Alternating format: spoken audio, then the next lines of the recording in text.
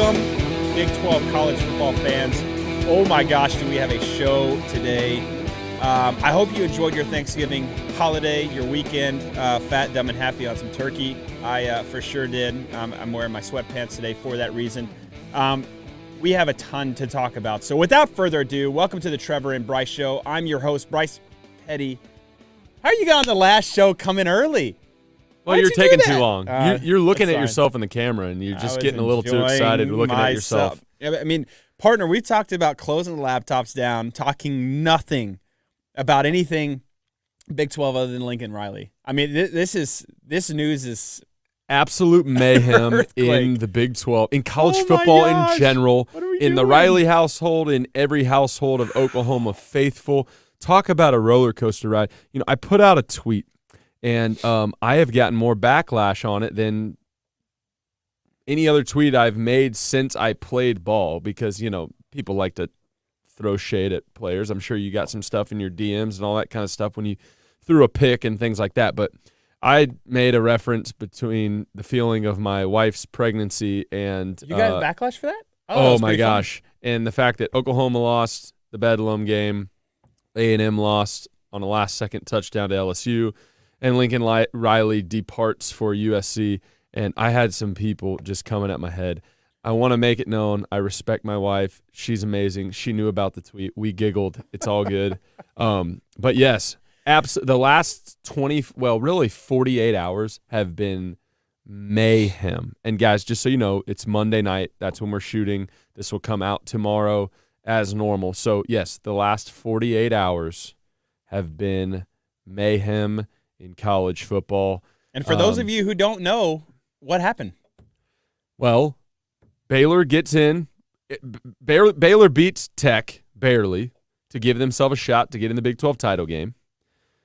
Oklahoma State asserts their dominance, beats Oklahoma in BEDLAM. So it is Oklahoma State versus Baylor in the Big 12 title game. And then Lincoln Riley, 6-time, 4 as a head coach, but 6-time Oklahoma Big 12 champion, leader of that group, mainstay, solid as a rock, in a mere couple of hours decides he's hopping on a plane with his family and he is going to USC. Well, real quick, I mean, let me stop you there. I'm not going to go and be the next head coach of LSU. Okay, a little breath of fresh air. We had, there were rumors. A lot of rumors coming out that they're going to offer him something stupid. We were talking about it last week. You know, dude, I'm taking the money and going. Puts all that to bed, all that to rest. We're focused here at OU. But what we didn't know was my man had his arms behind his back with his finger crossed. Sure did. I don't. Do you think at that time he already knew? Because what just came out, and just, again, this is Monday night, what just came out over my phone was the fact that, you know, this deal happened very, very, very quickly to USC. Saturday night, USC had no idea. By Saturday night, USC had no idea that Lincoln Riley was even remotely interested in the USC job. Telling me, you know, naive, not very smart, that he wasn't even on their list. If I don't think somebody's interested, why would they be on my list, right? No doubt. So it's almost like that. I'm going to throw this out there, and let's just giggle about the fact that we even did it. Yeah. And now they're sitting there like, oh, my gosh, we just got the home run hire of the year. And I think from the article, Lincoln's agent is the one that reached out to USC. So that happens Saturday night. This deal gets put together Sunday morning. And then to Trevor's point, loses the BEDLAM game. And then all of a sudden the next day, Lincoln Riley is on a jet to Southern Cal. We will get into all of that. Our reactions as former players, our reactions as armchair quarterbacks, and our reactions as the host of the Trevor and Bryce Show. But let's give credit where credit is due. And let's first recap some of the – we weren't even going to go through all the games this week. But we will talk about the ones that had Big 12 championship implications. So let's first go to the Baylor and Tech game. Baylor sneaks out. They did. They snuck out with one, but gave them an opportunity to sit on the couch and scream expletives at the Oklahoma Sooners all night so that they would have a chance to go play for some hardware, and that is exactly what happened. Bryce, give us your thoughts on the Baylor Tech game, and specifically the Baylor Bears, who have found their way to Arlington this upcoming weekend for the Big 12 title match against the Pokes of Oklahoma State. Yeah, I tell you what, look, we did what we needed to do. We had to get a win. On the back of Blake Shapen, Tristan Ebner, first drive, third play of the game. They split this guy out. I'm going to talk about this when we talk, in terms of what a pregame of the Big 12 championship will look like. But the fact that they're starting to move Tristan Ebner around, I absolutely love. I think he's so dynamic. I think they haven't been doing as good of a job as they've done mixing him up and around in that offense, putting him in the slot, putting him outside, mismatches. Jeff Grimes did a great job of utilizing him and utilizing Blake Shapen, because I think he is actually a little bit better thrower than Gary and can run too. I really would love to see him put his pads down and not run very high, but who am I to say, because I trip when I run. So, but I think Blake did another great job, man. He played his butt off as a freshman, coming in there and again in a very big game, because remember, even though you corrected me and I was right in saying way that I said it, I went back and listened. That we had to take care of Texas Tech first before it even mattered, in the Bedlam game. And so to not have your kind of fearless leader, senior guy, Gary Bohannon, coming out there in that kind of environment for Blake Shapen in this offense with Jeff Grimes, man, they did just a really good job. With that being said, defense did enough. We did what we needed to do, but man, they made it super, super close. As good as this defense can play, there are certain times where this defense will just, they allow some things to happen and some momentum, and that's where you have to, as an offense, be able to play complementary football and drive the ball. It's a lot of times where we get in those 3-and-out situations, long drive, 3-and-out situation, one-play hitters, that things and momentum, as you know and as I know. That's what I love about football, that momentum swings and can swing very quickly. But all that being said, the recap, loved the heart, loved the, just again, the way that we won. We're 7-0 at home. We got to bring that, to Jerry World in that spotlight. So we've got there before, in 2019. So some of these guys that are on this team have been there before, which is great. But ultimately, we had to take care of that game, and I thought we did a good job of it. Yep. I'll two things just to wrap this up, and you touched on both of them. Number one, Blake Shapen, that is a heck of a job coming in with everything still out in front of you. It wasn't like, oh, we're just playing Tech, we'll beat them, we have a chance to go to the Big 12 title game. Like, that's a lot of pressure for a young dude to say, hey, here are the keys to the castle, go win us a game. I don't care who's across from us. You're going to have to play well to give us a shot.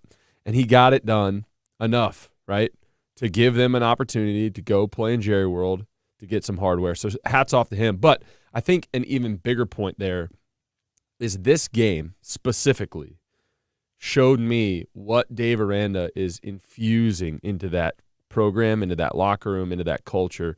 And it's just, hey, man, I don't care who's up. It's next guy up mentality. Yeah. And we're going to go get a win by any means necessary. And they're going to the Big 12 championship, here in year 2 of Dave Aranda. And I appreciate the guy. I don't like it. I hate it, especially because of Mr. Bryce Petty, but an opportunity to go win their first Big 12 title since my esteemed co-host lifted the trophy years and years ago, back when everybody was a little bit younger. That's right.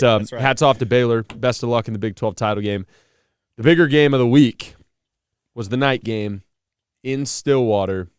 The Oklahoma Sooners traveled on the road with a chance to win and go to the title game. They did not get that done. The Oklahoma State Cowboys flexed their muscles at home and got it done in what I thought was just a phenomenal football game to watch. I think there was big plays in all 3 phases. You had some muffed punts that led to points on both sides. You had offenses that were rolling at times, that sputtered at times. You had defenses that allowed big plays at times, but also stood strong at times on both sides. It was a back and forth matchup. Very, very characteristic of what you would see in a Bedlam matchup. And Oklahoma State showed they have been and still are the most consistent team in our conference this year. We've tried to talk it down week in and week out. Spencer Sanders even came on and was a little overconfident, but he stuck to his word. They got to win. They're the 1 seed in the Big 12 title game, taking on Baylor. Hats off to the Mullet Man. We'll see what happens this coming Saturday at 11 o'clock in Arlington. But we will get to that. We will absolutely get to the preview of that, and I'm excited to hear your thoughts, Bryce. But let's dive in to the storyline around the country, which says a lot. You know, Matt Wells out at Tech. Yes, turmoil, goes crazy, makes headlines. But this was a catastrophic. Then Gary Patterson. Gary Patterson, maybe a little bit more of a blow, that was right? Yeah. Now, Lincoln Riley, who, let's look at this. He comes at Bob Stoops, they said it today in the press conference,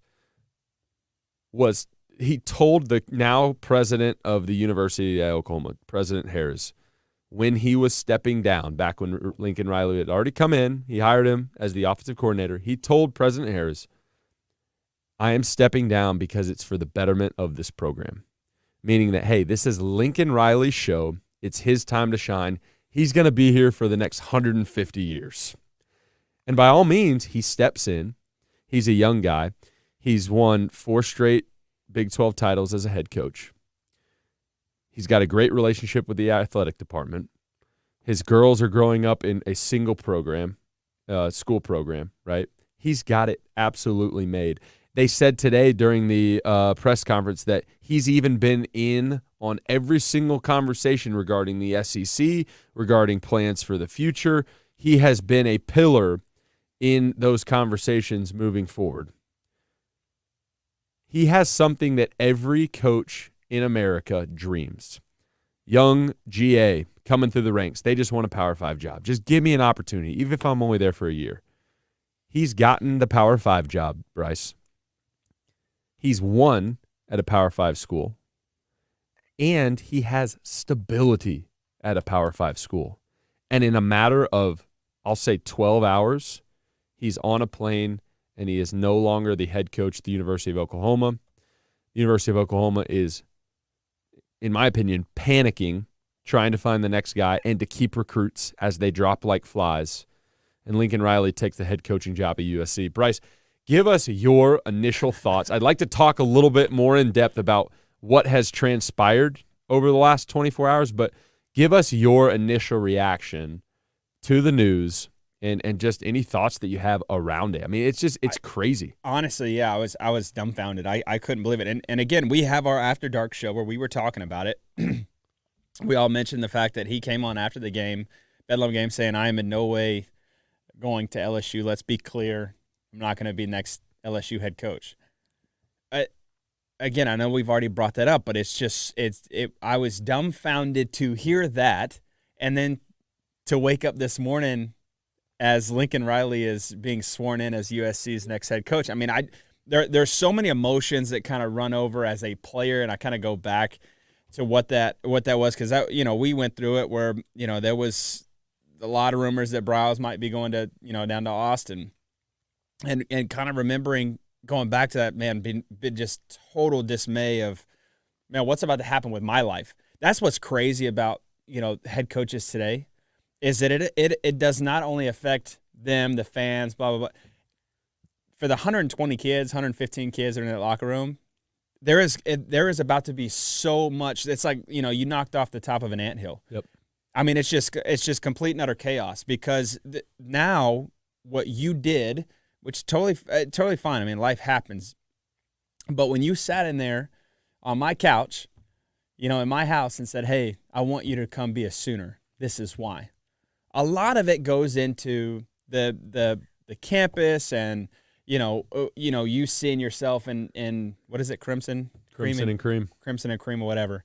But majority of it is that I want to know that my guy's going to be there. If you brought me in, Bryce, that was the biggest thing for me during recruiting. Yes, did I see myself on the campus? Could I have an opportunity to start? Is it a big school? Blah blah blah blah blah. Bob Stoops, are you going to be there? Yeah. Yes, you've been there for 16 years at this point. You're going to be around, unless you retire, which he did the year after I left. But you're going to be stability, right? Yep. You're recruiting me, so you believe in me, and I want to go there. Yeah. And to your point, that's a great point. This affects so many more people than just Lincoln Riley and his family and the fans and all this. He's a traitor, all this stuff. So I'll share a quick story. Yeah. I've got some insider info. You've got the staff members that Lincoln Riley has decided to take with him if they accept the job, which I'm sure they will. Dennis Simmons, the receivers coach. Benny Wiley, the head strength coach. Clark Stroud, who is the director of player development. Kind of Lincoln's right, and Alex Grinch. Mm-hmm. I have been told that a couple of those guys, and yes, more than one, were seen packing up their offices, and there was not a smile on their face. Do they have an opportunity to go to USC and be a coach there? Absolutely. Are they living out a dream being a college coach? Absolutely. But guess what? They've got to go home, and they've got to look their children in the eyes, and they've got to go and look their wives in the eyes and tell them, hey, buddy, hey, Susie, hey, Johnny, I know you love school. I know you love your little league. I know you love gymnastics class. I know you love the burger joint we go to every Friday night. But we got to go to California because Daddy's job is taking us there. Like that's real conversations. Those are, you know what I mean? Like that's where it hits to where it's like even guys that are on your staff, you didn't even tell them. So reports have been told, and I've also been told that the staff was set to have a meeting around 2:30 on Sunday. So they're all in there, getting ready, notebooks open, ready to go through the Oklahoma State film, and then get the schedule for the bowl game. Lincoln walks in, just like normal, closes the door, everybody gets their pen out, sits down, and very bluntly says, guys, I took the job at USC, then goes on a pretty generic spiel of appreciate you go. And I do. I believe he was genuine. I don't think he's a terrible person. But, hey, appreciate all you guys. It's not just about me. It's about all of us. We've made this place successful. If you ever need anything, let me know. There'll be a couple of you guys on the plane this week. If you're interested in coming out there, I don't know if there's a spot for everybody. If you're not on the plane, don't think that it's not that you're not coming, but text me if you're interested. Walks out. In walks, like, these guys are like, wait, what just happened? So none of us have a job now. In walks Joe playbook in Joe Castiglione. Oh, I know that feeling. We know that feeling. In walks Joe C. and Bob Stoops, which is an incredible Band-Aid in my opinion. Like, having Bob there to pick up these pieces right now and be a bridge to the new guy is insane. But that's beside the point. In walks Bob. They walk downstairs. Lincoln walks in the meeting room. Basically says the same thing to all those guys that he sat in and promised. Walks out, and he's on a plane first thing this morning to LA, and it's over. It is over. I think that's what's wild about this entire situation. Even to your point about the assistants packing up without a smile on their face. I mean, to make this kind of decision in less than 12 hours, like there has to be something there that hasn't come out yet. And I don't know. Is it the big number? Right. And you were talking about it too, the fact that he's been in every conversation regarding the SEC, which was a couple of conversations and tweets, rumors, hey, he didn't like the idea, of what that, I mean. In that press conference, they said he has been a pillar in every conversation. And they also said, which I thought was very interesting, you could tell they were being cordial, but Josie and Harris and even Bob, they were shook, right? But they said he did not give us the opportunity to counter or to give him really any conversation to this is what we can throw at you. So that leads me to believe that either he's been laying in bed at night and him and his wife and his family on the couch or in bed, whatever, have been saying, hey, for whatever reason, if the SC job comes open and they call, we're going. Because it was just so quick. Either that or there's something that we don't know behind the scenes that he's mad about, or that he knows that we don't know, or that it is the SEC deal that everybody's speculating. I don't know what it is. Or maybe these guys are about to pay him Pat Mahomes money. He's going to make $500 million. I don't know. Have you seen his deal? I don't think it's finalized yet, is it? I think there's speculation. Right. Yeah, I saw speculation at this point, and by the time this comes out, guys, it may be finalized. But I saw speculation, $110 million. Right. Unlimited use for his family on the private jet. That way they can, go to the gymnastics class. Yeah, every Tuesday and Thursday. They're gonna buy his house which is I don't believe this. They're gonna buy. I guess he has 2 houses in Norman. I think he only has one, if I know correctly. But they were gonna buy it for $500,000 over asking, and they were gonna buy him a $6 million house in LA. So I'm sitting here going, I'll take that. Yeah. But that's speculation. We'll see what comes out. The bottom line is, I don't know the reasoning why this could happen so quickly. I mean, in a statement that he released, and I'll read it to you guys. This is, I guess, the official statement by Oklahoma. OU is one of the best college programs in the country, and it has been forever. This is a personal decision solely based on my willingness to go take on a new challenge, and I felt like it was the right opportunity for me and my family to do that. So, I mean, look, you play for him. You know the guy. This isn't a called a character question or whatever else. It's just that, look, do your actions speak for your words? And to me, how do you evaluate what an opportunity or challenge in his mind would be in 12 hours moving across the country, in a situation that again, what would be more of a challenge than in 2 years going to the SEC in the SEC West as Oklahoma and going to win an SEC West title? Like, what more of a challenge would that be? Why I don't understand, unless it's just, kind of the road to the college, football playoffs. And there is nostalgia with what, USC brings, the Pete Carroll, the Reggie Bush, the Matt Leinart to the world. They've produced some great teams. You do have a national recruiting, foundation and opportunity there, but you had that at OU. Yes, that's you had all that. So like everything about this just doesn't make sense. He's been to 3 playoffs. Like he's had a seat at the table. It's not like a Luke Fickell, right? Like Luke Fickell has done an amazing job at Cincinnati, but like he's consistently not getting a seat at the table. Although obviously this is speculative, but we think he's going to get one this year. But still, like, you're at Oklahoma, you win, you get a seat at the table, you can play for the whole enchilada, you can recruit in your area of the country, you have stability there. There's something missing. I don't think it's a great fit for him culturally either. Like, he is a panhandle of Texas. I mean, that's what you said last week. That's what's so crazy, is the fact that you were sitting here going, he's and an what is he hour gonna do? from Throw on his the skinny jeans and the Chuck Taylors and move out to LA? Dude, I could see it.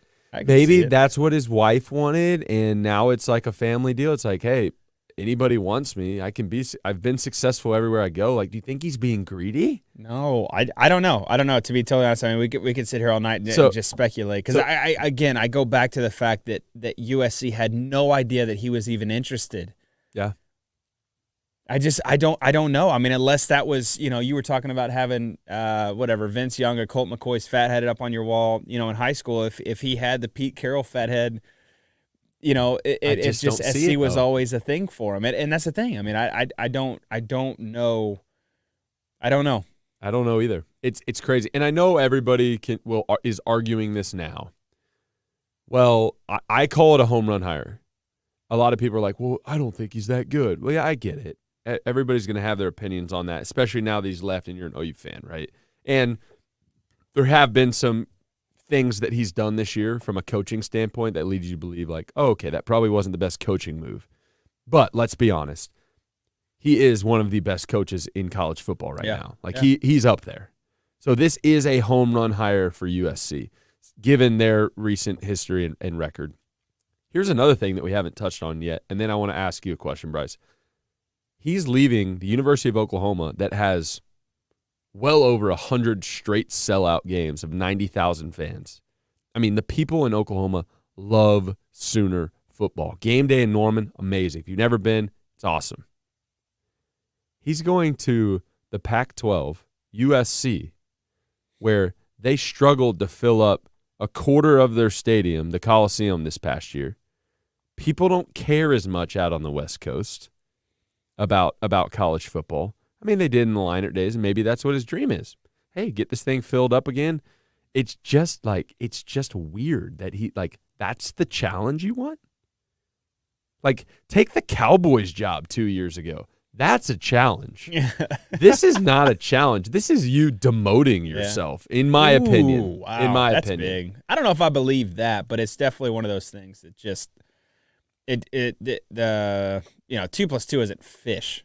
And that's what I'm trying to figure out. There's something else here for him to do that, because I just go back to the timestamp. You don't make life decisions like this in 12 hours, and we especially coming off of an emotional loss, right? That's just what's disheartening. So let me ask you this, Bryce. Yeah, rock and roll. I want to ask you in 3 phases here. You are a student athlete at the University of Oklahoma. You're on the football team.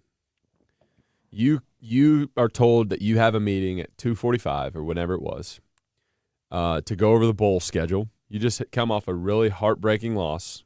You're not going to the Big 12 title game for the first time in all these guys, whether you're a freshman, sophomore, whoever's on the roster, they've always gone to the Big 12 title game, right? A lot of emotions is what I'm saying. Lincoln Riley walks into the meeting room and says what he said, and he's leaving. As a player, what's going through your head? How are you handling this mentally? Are you thinking about leaving? Are you bought in? Does it matter if you're a freshman or a senior? Like, what goes through your mind there? Yeah, I mean, I think you'd have to probably evaluate all of those things, right? I mean, if you're a senior, you got 1 year left. Is Norman a place where, is the NFL, your holy grail? Is that something that you want to aspire to be?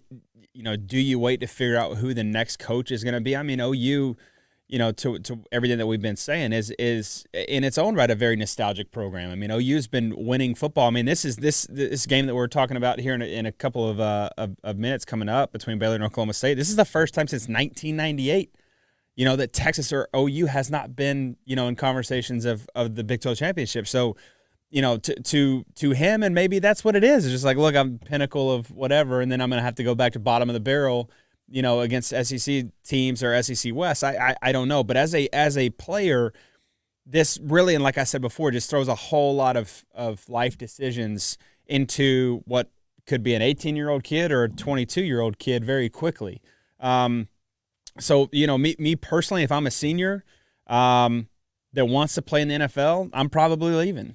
If I'm a freshman and I'm a 4 or 5-star guy, which is kind of what he's been bringing in the last couple of years. If I'm a receiver, if I'm a quarterback, Caleb Williams, I don't see him staying in Norman.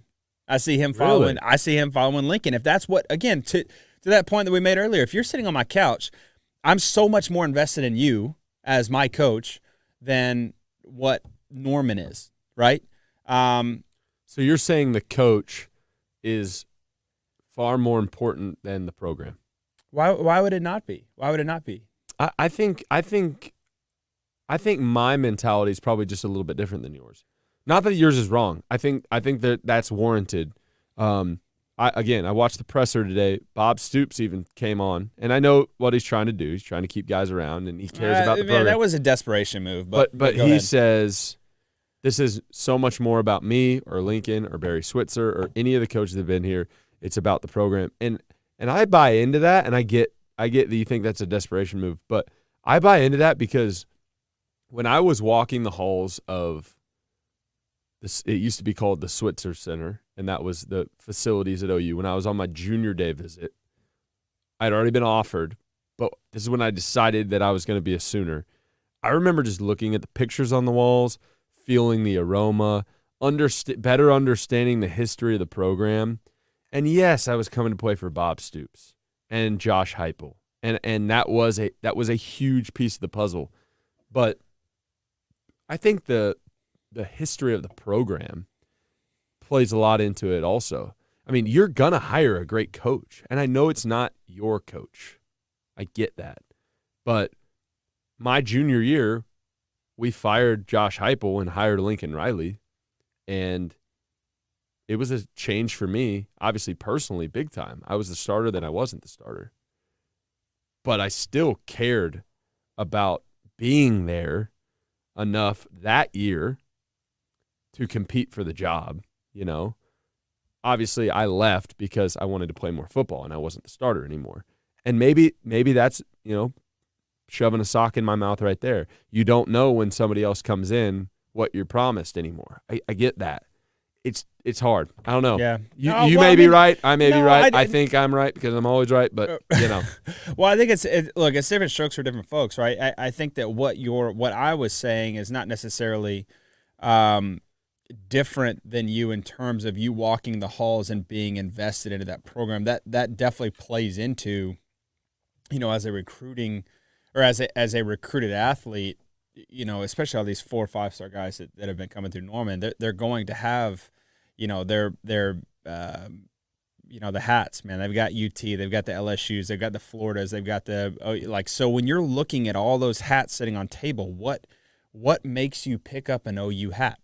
So you're talking about not necessarily the guys in the locker room, but more so the guys that are coming in. Well, it's a little bit of both, right? Because the thing is, you still, as a kid in that program, you still picked up that hat when you were recruited. And so what I'm saying is that there is a huge part of that decision that goes into, you know, and even as your family, you know, does their best to impart wisdom on that decision as well, you know, who is going to be the guy to lead me to be a man, right? Who is going to be the guy, the strength coach, the DC, the other, you know, 105 guys around me that are going to make me a better football player.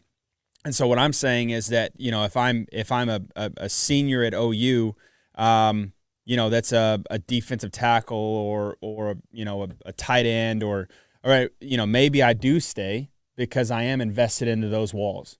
But if I'm Caleb Williams and, you know, look, this dude gave me an opportunity to play at 18 years old and have had success with him, I'm not necessarily, you know, I don't have blood, sweat, and tears in these walls yet. So You're saying just give him the opportunity to see who gets hired. Because we're at the end I think you have to, too. Yeah, right? So, like, Caleb Williams, right? Like, stick around, see who gets hired. Maybe it's a match made in heaven, right? Like, who knows who it's going to be. Maybe it's not for you. I think because of the timing of the season, you open the door for these guys to at least see who's coming in, sit in a meeting room, talk to them face to face. Could be Dan Mullen. Could be Dan Mullen. Could be Mike Leach. Could be Brent Venables. There it is. I think there's a lot of good names out here that would do really well in this program, and they're gonna get a big name. They are, and so again, it's not necessarily, you know, look, going back to the point, is it the coach or is it the program? I think what Bob Stoops was saying is it's about the guys in the locker room. It's never about one person, and we heard him say that, which I thought was a really, you know, it was a great thing to say because that's so true. There's not one person that makes anything successful. I think we've seen that with, you know, maybe outside of Nick Saban. Every other program has proven that it is, you know, to what we just talked about with the Baylor game. It's next man up, right? This is a situation for OU that it is next man up. It's just that in this particular situation, Lincoln Riley being OC for 2 years and then coming up and winning like he has, recruiting like he has, you know, guys away from the Floridas and the LSUs and Ohio States and Alabamas and SCs to Norman. I think that there's a bigger play for a kid to want to be around Lincoln than it is around Norman. Yep. Right? Yep. I mean, it's again, if you talk about NIL, if you talk about everything else, especially in this day and age where you do have a transfer portal to where you can just look, if I'm a senior right now, let me go find something else. Let me go see if I can't be, you know, a guy, again, Trace Sermon going into Ohio State. Why? It's just a cool, I mean, hell, it's a cool opportunity, right? Yep. But I think as a young quarterback, again, in particular, you know, a Caleb Williams guy, and we just saw that Spencer Rattler into the transfer portal, which I think we all knew was going to happen. I love that he stayed the whole year. But, you know, for Caleb Williams, you know, what have you invested into Norman or the Switzer Halls that you were talking about that, you know, outweighs following, you know, and that one might be harder because he's the East Coast guy, maybe. I don't know. Yeah. But I think that when you weigh those out, I think that as a freshman in Caleb Williams' shoes, if it's me, I'm following my guy. But we've also seen it too, and we've talked about it really all show, for these last couple of weeks, is just pick a quarterback. So there might be some kind of, disarray in that relationship. Hey, does this guy really believe in me? Okay, so that's from a player standpoint, and I think you've got great points there. I mean, you could go either way. If you're on the coaching staff and if Lincoln comes in and says this, I'll ask you kind of both sides. If you're on that plane, if he's like, hey, I want you to come to USC, are you packing up your stuff happy? And you've got a family and all that stuff, life in Norman. You've been there the last 7 years with this guy. Yeah. Are you happy? That's my first question. And then on the flip side, you're a coach on the staff. You're not on the plane. What's going through your mind knowing I've got to look for another job, or maybe, just maybe, depending on who you are, like a Cale Gundy, you get kept with the new staff coming in, whoever that might be. Yeah. I'm trying not to get political here.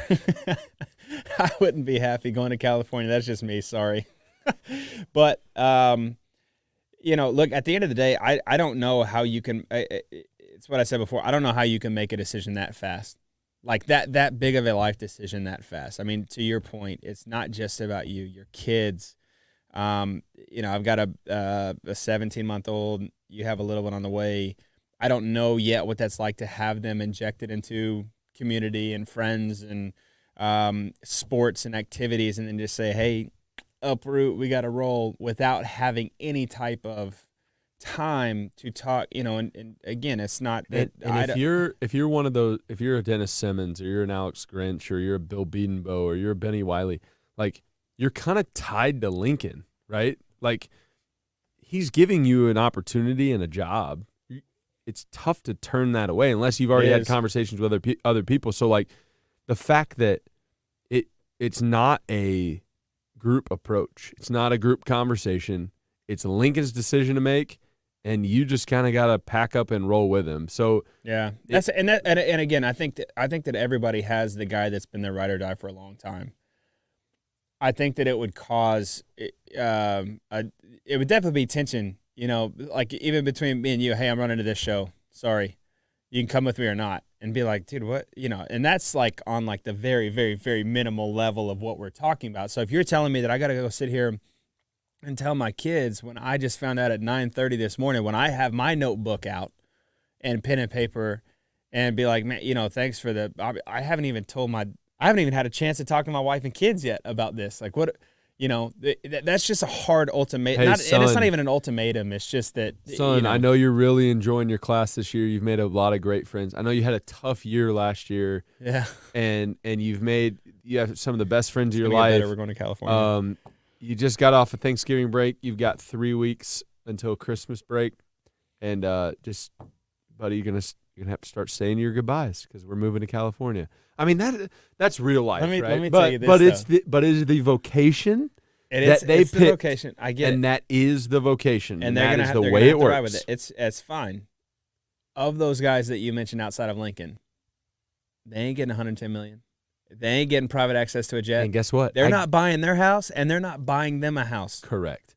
And you're paying the California state taxes, right? So that was and we don't need to get all financial about it, but I know for a fact there is somebody on the staff, and I heard this from a primary source, who is not a position coach, but he's in recruiting. And news came out, and whether he gets eventually put on the plane or not, he basically said, I can't afford that. Yep. Like, I do this, and I probably make good money in Norman. Yeah. I probably make $100,000, maybe less, maybe a little more. I can't go, give my family the things that we have in Norman, Oklahoma on the same salary in California. And who knows? Maybe we're going to see ridiculous numbers for support staff and assistant coaches like we've never seen before. Maybe that's part of the deal. But you think all this was talked about in 12 hours?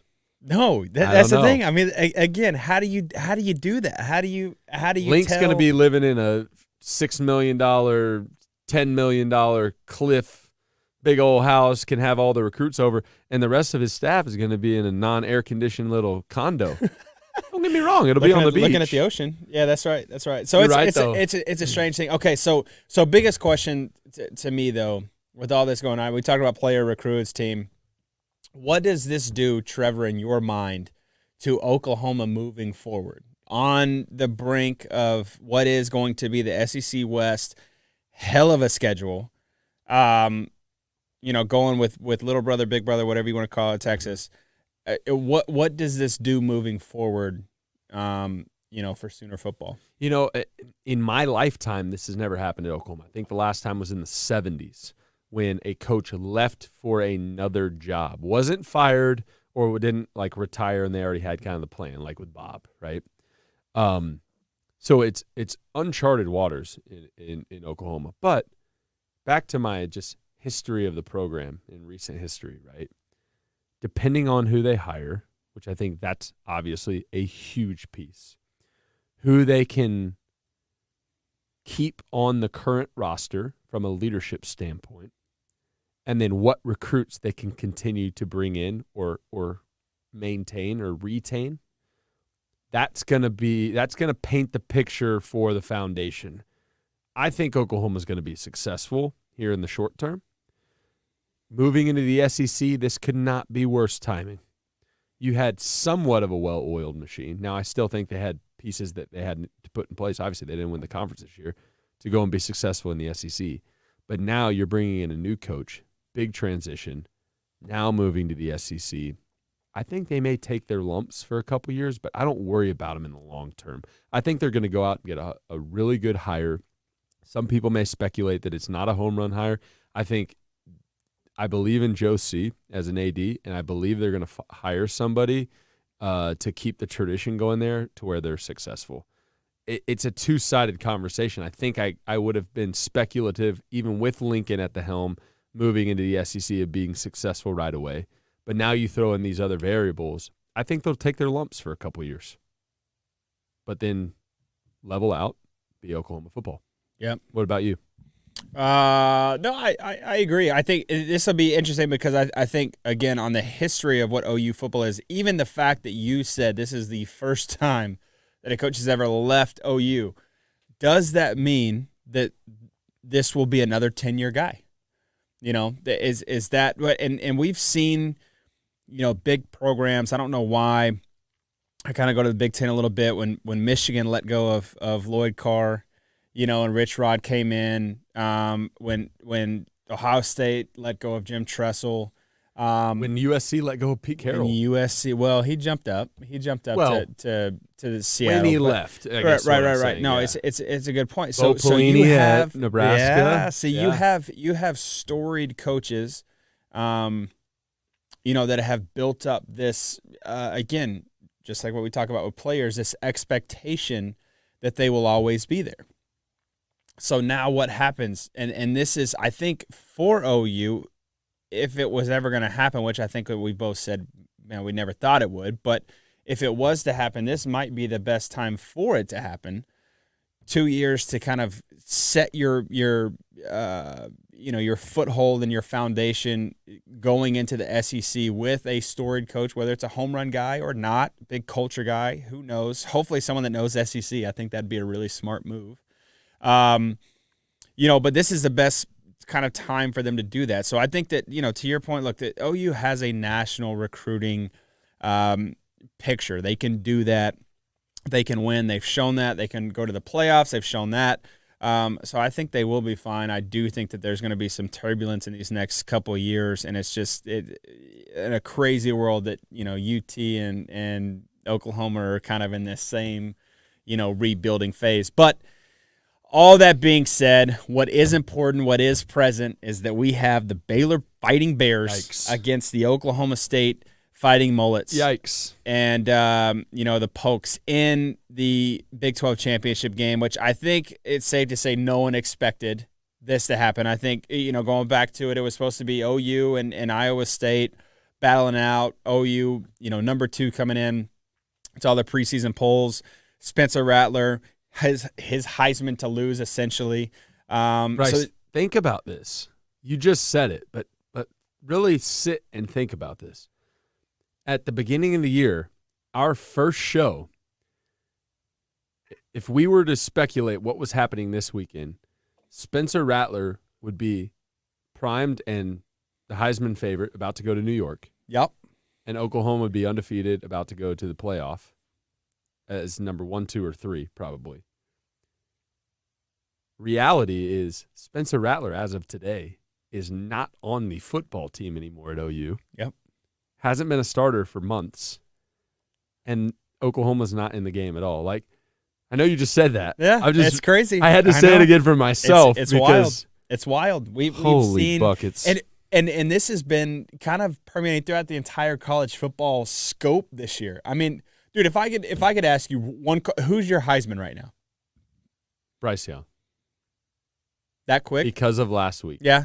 I agree that he's put his name that was at the top first of the time. list. But okay, so who else do you invite with him? CJ Stroud. And myself. Well, so the whole this has just been such a wild, chaotic year of college football, of all these, who would have thought that Oregon would have come in and beat Ohio State? Who would have thought that Michigan was going to be what Michigan is? Who would have thought that there's no ACC team, that Clemson barely squeaked its way into the ACC championship game, which is just crazy. Cincinnati popping up there. So this has just been a nuts,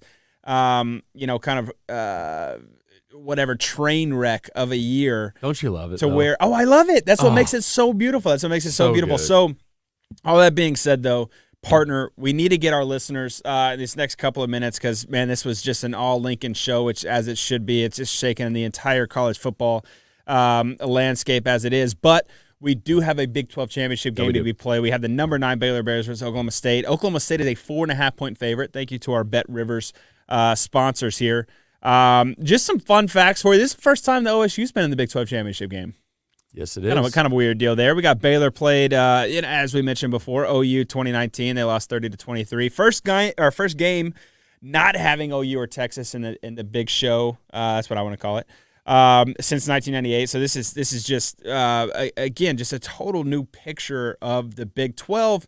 Again, in a year that we know that we're losing OU and we're losing Texas, and it just seems like the Big 12 is fine. We've got 2 top 10 teams playing in the Big 12 championship. You got to love it. So what are some, and I'm kind of springing this on you, what are some of your keys to the game? Just as a fan, as a guy that's just watched these 2 teams progress, mature competitively, and all that kind of stuff. What are some of your keys to the game and pulling out for Baylor or pulling out for Oklahoma State? Well, I think it's a really good matchup. I think it's easily the 2 best defenses in our league right now. No doubt. So it's going to be a defensive battle. I think it's going to come down, and this sounds cliche, but it's really been the key to success for both of these teams all year. Can they take care of the football, and can they flex their muscles, especially in the red zone when the other team's driving the ball down the field? I think that's what it's going to come down to. I'm honestly, and I will only say this once for you, Bryce. Thanks, buddy. I'm very excited to watch the game. I am thrilled with what Dave Aranda has done. I've mentioned that a million times. I am really just blown away at what Spencer Sanders has been able to do this year. Last year, I went and watched him live against Oklahoma and Bedlam in Norman. And I was like, dude, this dude is trash, man. He's not good at football at all. He's got confidence. He's rolling right now. I think Oklahoma State is a little bit more complete of a team right now, mainly because of health, right? Yeah, right. Barry Bohannon, all that kind of stuff. Yep. But I think if Baylor comes out, which they're capable of doing, there's just something about the Baylor culture, going even back to your days, they are really good at creating their own energy, especially on the sideline. So in a neutral site game, I think they'll travel well. I think the Baylor faithful will come in strong. I think the OSU faithful will as well. But I think I'm actually going to give my edge to Baylor in this one just because of that culture that they've built there. Now, it's dependent on who's playing, what's playing, how they're playing, that kind of stuff. Is Gary Bohannon supposed to be healthy? Coach Aranda had a presser today that says that it's trending, in the right direction. Okay. But it most likely will be a So that game makes time. me nervous, right? I mean, that's a huge key to victory, in my opinion. He's been awesome for those guys this year. But I just still have this kind of churning in my chest. There's my burp of the day. That Baylor's going to find a way to rise to the occasion. I love hearing you say it, partner. I really do. I agree, man. I think that this is a really, really well, in terms of just a matchup, this is a great game to watch as a Big 12 fan, because typically this is going to be a 55-52 kind of game, or a 61-58 game, for you Baylor fans out there. But defense, as we all know, that's the saying, defense wins championships. I think that you have both defenses playing really well. I know that, as I mentioned in the Tech game earlier, we had a few just kind of gaps in there on a couple series in terms of our defense. But, I mean, between, Jalen Petrie and a couple of these guys, Captain Bernard and Dylan Doyle, they just play together, man, and they don't have – there's not like that guy that's just – a Trayvon Thibodeau, in Oregon, that's just like a wrecker, to come in there. They just play really well together. And Coach Aranda has them bought into the system. It's that competitive maturity that actually came after the Oklahoma State loss in was that week 5 of the year. And so that's the beautiful thing about it. And we never really got to see it until we played in the NFL. Playing a team twice. It's tough. It is. It's really weird. The first time, playing with the Jets, the first time you played the Patriots twice, the first time you played Miami twice, it was just like, man, this is weird. But the thing is, it's a totally different game. It's so funny because you're playing the same team, but it's a totally different game. So, what we found and what we learned, week 1 versus week 8 versus playing them again, special teams. There's different schemes. There's different tendencies. I know that stuff kind of gets in depth as you kind of get higher up into the to the NFL ranks. But I think that these guys know who they are. They're going to be built on the run. You said it. Can Spencer Sanders play well? Meaning, can he execute and take care of the football? He had 3 picks, last time that we played up in Stillwater together, talking about the Baylor-Oklahoma State game. And there was 0 points off of 3 picks. That's going to be the big thing to me is, can you create turnovers and score and special teams? It's inevitable in these games that special teams will have a play who makes it. So all that being said, I think that, between our front 5 and their front 7, our front 7 versus their front 5, there's going to be battle in the trenches. It's going to be grown man football, and then it's going to be who can make the big play. Whether Gary's in there, whether Blake Shapen's in there. I really do have total confidence in Blake Shapen to come in there and play well. He's very poised. He can run when he needs to. He's got a great arm. If they mix in Tristan Ebner in a couple different places in the formation to just give him opportunities, give him mismatches. I think he is the mismatch on the field to watch. And then, bust the top off with Thornton. So what's your score prediction? I got 27-24 Baylor. Okay, so not a barn burner. No, I don't think Good so. Good defensive game. I'm gonna stick with Baylor, although my mind tells me that just doesn't make any sense. Mind is telling me no. But my chest is just telling me Baylor. I don't know why. So I'm gonna go Baylor 38 points. Wow. To Oklahoma State 31 points. I love it. I love it. Win by a touchdown. That is my matchup. I bet it. It's going to be one in the second half. I do know that. I think it's going to be blows, left and right, big hooks, big uppercuts the first half, and then I think one of the two teams is going to have some success. I don't feel like, to your point, I got a 3-point spread. You got a 7-point. I don't think any team's going to pull away. It's just that, can you make the big play in the second half when you need to? So, man, that's a hell of a season. Our first season. Our first season together. It's crazy. We have made it to the championship weekend. Still more to talk about. This isn't our last show. Correct. But we have bowl season ahead of us, which is going to be a lot of fun to cover. But for the Big 12 race, man. This is we've got our 2 teams, and here we go this Saturday. So thank you all who tune in weekly to the Trevor and Bryce Show, for following along, for listening to us chatter about all things Big 12. We've enjoyed the heck out of this season. Keep following us on Twitter.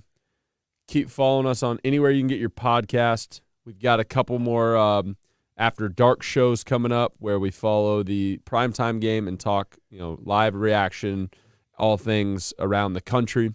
This is not it. This is absolutely not it. Bryce and I can plan on doing a few more shows this year, but also continuing this year after year. I hope so. We'll just get bigger and better. Yeah. So keep interacting with us. Send us stuff you want to talk about. We love hearing from you guys. Thank you again to our partner over at Bet River SportsBook. They've been awesome this entire year. Yeah. For number 14 on the field, but number 1 in your heart, that's Bryce Petty. For number 1 in your heart, over Mr. Bryce Petty, number 9, 8, 1, all these different numbers on the field. I'm Trevor Knight. That's another episode of the Trevor and Bryce Show. Sick 'em Bears?